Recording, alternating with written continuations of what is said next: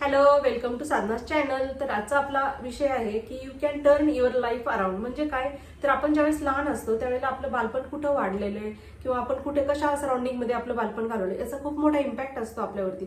आपल्या लक्षात येत नाही, पण आपण जसं मोठं होत जातो तसं आपल्या सराउंडिंगचा आपल्यावरती इम्पॅक्ट दिसायला लागतो. म्हणजे समजा आपलं बालपण खूप चांगल्या परिस्थितीत गेलंय, सुखवस्तू आयुष्य आपण काढलेलं बालपणामधलं, परंतु त्यांना कधी कधी मोठं होऊन खूप मोठा स्ट्रगल करावं लागतो त्यांचं जीवनात, पुढचं स्टेप किंवा जीवनात पुढे जाताना. आणि ज्यांचं बालपण खूप स्ट्रगल करत झालेलं आहे, बालपणात खूप हाल अपेष्ट झालेले आहेत, त्रास सहन करावा लागलेला आहे, खूप छोट्या छोट्या गोष्टींसाठी स्ट्रगल करावं लागलेलं आहे, अशांना मात्र कधी कधी ते त्यांना स्वतःला इतक्या सहजपणे त्या परिस्थितीतून बाहेर काढतात. कारण त्यांच्यात एक जिद्द निर्माण झालेली असते ना, की आपल्याला ह्या परिस्थितीत नाही जगायचं, आपल्याला मोठं व्हायचंय, आपल्याला कुठंतरी भारी ठिकाणी स्वतःला ते पाहत असतात किंवा कोणाशी तरी कंपॅरिझन करत असतात. मला का नाही असं लाईफस्टाईल, मला का नाही तशी गाडी, मला का नाही तसं बंगला. असं करून ते मोठे होताना त्यांच्या मनात ती जिद्द निर्माण झालेली असते. मग काही करून त्यांची मनाची तयारी असते की मला मोठं व्हायचंय, मला पण भारी आयुष्य जगायचंय, माझ्याकडे पण भरपूर पैसा पाहिजे. आणि मग ते सगळ्या गोष्टी अट्रॅक्ट करायला लागतात आणि ते स्वतःला त्या गोष्टींमध्ये पाहायला लागतात की मी पण असंच पाहिजे. आणि मग ते मात्र एका कधी कधी खूप मोठे पद पण मिळून जातं त्यांना. एका उंच पदावरती पण आपण पाहतो की बऱ्याच जणांनी स्ट्रगल करून ते मिळवलेलं असतं. ज्यावेळेस आपण करिअर करायला लागतो किंवा काहीतरी आपण चांगलं केलेलं असतं आपल्या आयुष्यामध्ये, काही आपले 10 वर्ष 5 वर्ष आपण करिअरच्या चांगल्या एका स्थानावरती पण पोहोचलेलं असतं, परंतु एक सवय लागते आपल्या मनाला की अजून काय पुढची याची सवय लागते. पण बऱ्याचदा आपण पाहिलं तर आपण पहिल्यापेक्षा तर खूप बेस्ट काहीतरी केलेलं असतं. स्वतःला खरंच आपण पावती दिली पाहिजे की हा तुम्ही काही.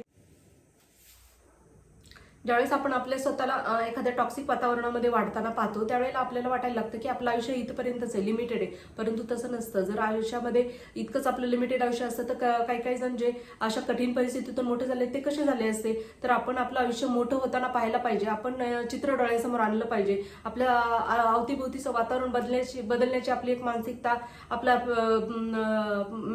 स्वतःला आपण मॅनिफेस्टेशन केलं पाहिजे की नाही, मला बदलायचंय, मला माझं जीवन वेगळं करायचंय. आणि हे ज्यावेळेस आपण करायला लागतो त्याच वेळेस आपल्याला समोरचं मोठं होताना किंवा समोरचं दृश्य आपल्याला क्लिअर व्हायला लागतं की मला ह्या दिशेने जायचंय म्हणून.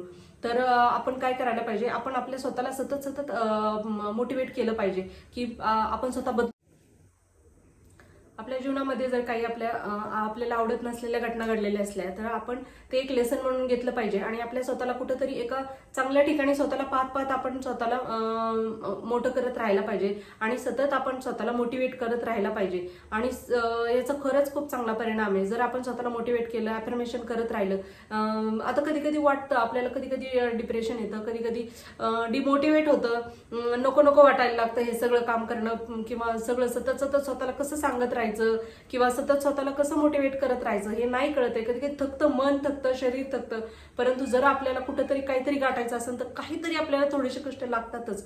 जसं की आपण आपली हेल्थ चांगली करण्यासाठी आपण व्यायाम भरपूर केला पाहिजे किंवा चांगलं खाल्लंच पाहिजे. आता आजकाल तर शुगर कमी करून आपण स्वतःच्या हेल्थचं काळजी तर घेतलीच पाहिजे.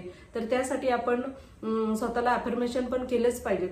काही आपले 5 अफर्मेशन बनवायचे, रोज रात्री झोपताना स्वतःला सांगितले आणि सकाळी उठल्यावरती ते फक्त आठवायचे.